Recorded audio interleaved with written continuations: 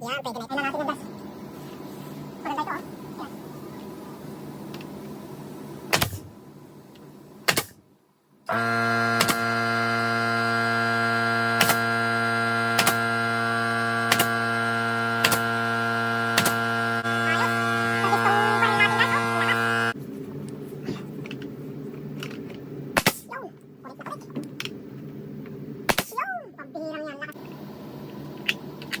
Kontraktor!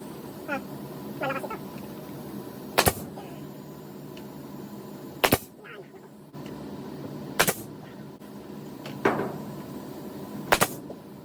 Yes, kulit na kulit.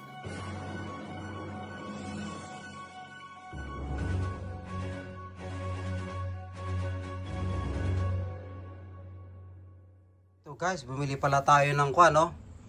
Ng Mastercraft na air compressor. Maliit lang, 10 gallon lang para nadadala natin. Malaki ang matutulong nito guys. Pipinturahan natin tong buong basement. Yeah. Masang nail gun guys, oh. Ito, oh. Bago din ito, oh. Mastercraft. Maganda ang deal ngayon dito. Sweet. Yan, oh. Aha, medyo malaki din pala siya guys. Kala ko maliit lang. Ha? Ay, sa pit ko binuksan. Kasi patalikod pala eh, oh. Lumabas din. Yan, ha. Okay. Ayos. Yun. Yan, ha. Nakasuot pa guys. Bago ito. Good deal sa Canadian Tire. Thank you Canadian Tire. Malakas pala siya, oh. Ayan guys, oh, naka-design sa sakwa, no? May paint gun siya, oh. Yan. Yun. Pwede. Akala ko hindi pwede. 10 gallon, no? Malakas siya, oh. 5.0 saka 4.0 CFM. 90 PSI. Ayos. Balik ko yung box guys para hindi masira. Sabi nila, kapag hindi raw gumana guys, pwede nating isole within 90 days. Mayroon kasing kwan dito sa Canada eh, na pwede mong isole 90 days. Tapos na yung project natin nun. Pwedeng isole. Pero hindi natin gagawin yung guys. Masama yun, lalamang. Dapat sa tama lang tayo. Ayan, subukan natin. On natin guys kung gagana din.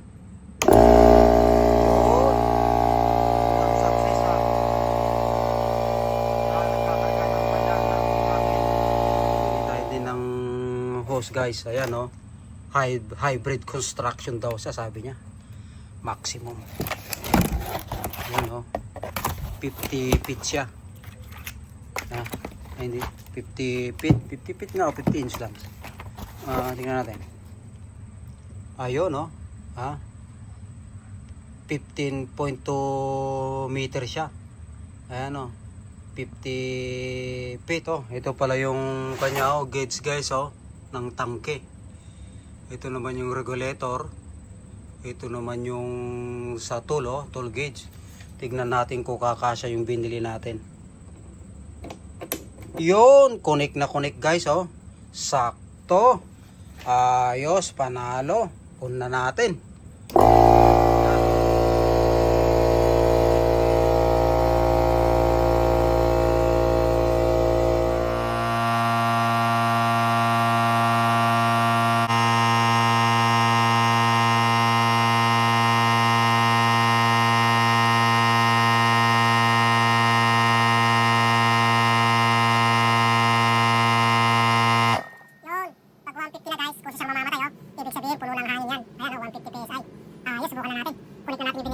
Yung gun natin, oh guys, oh, binili natin, oh. Yan, Mastercraft din siya. Good deal sa Canadian Tire, oh. Yan, mukhang malaki, oh. Malaki itong gun natin guys, oh. 34 degrees siya, oh. Yan, oh. 2 inch hanggang 3.5 inch yung laki ng pako. Pero kung siya, clip head siya, framing nailer. Ayos, malaking tulong ito. Mahirap pumukpok eh. Dapat itong connector nito ay kasya. Yan. Parang kwanto 3/8 siya parang 1/4. Mukhang kasya naman. Kasya. Ayos. The best. Yan, tuloy ang project. Tayo ng pako Match sa gun 34 degrees siya. Ito rin match na match para magamit natin. Subukan natin guys. Ito yung lagayan ng pako. First time natin gumamit guys, di natin alam Subukan natin. Yun. Tapos daw, hihilahin mo ito. Ito. Para gumana. And then, pag hinila mo, anong mayayari? Hindi naman niya kinain. Ito pala guys Ayan, stopper niya yan At saka ito. Yan. Hilahin natin ito. Yan, hindi pala. Ipasok muna natin. Yan. Tapos, lagay natin doon Yan, stopper. Tapos ito, hilahin mo ito. Pababa. Yun. And then,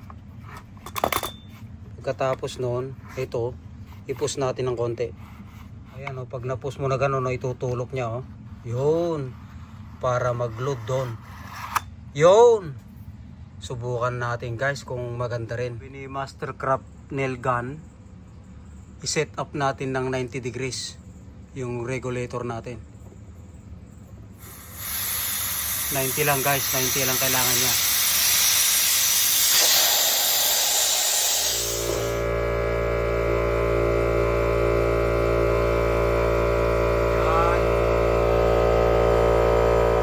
Dito sa kahoy guys. Yan. Kailangan pala itong dulo niya nakadikit sa kahoy. Yan Yun. Pambihirang yan. Kitang kita nyo naman malakas. The best. Connect na connect ang ating nail gun. Mastercraft. Yan. Pwede na ito guys.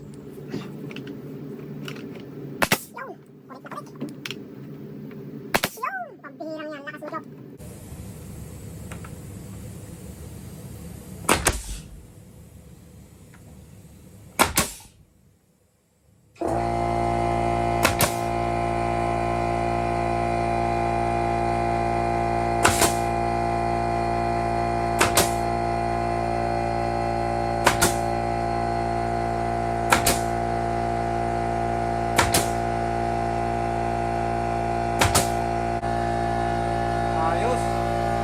Pistong baril natin guys lakas. Kailangan pagkatapos gamitin i-drain natin din yung hangin para safe tayo.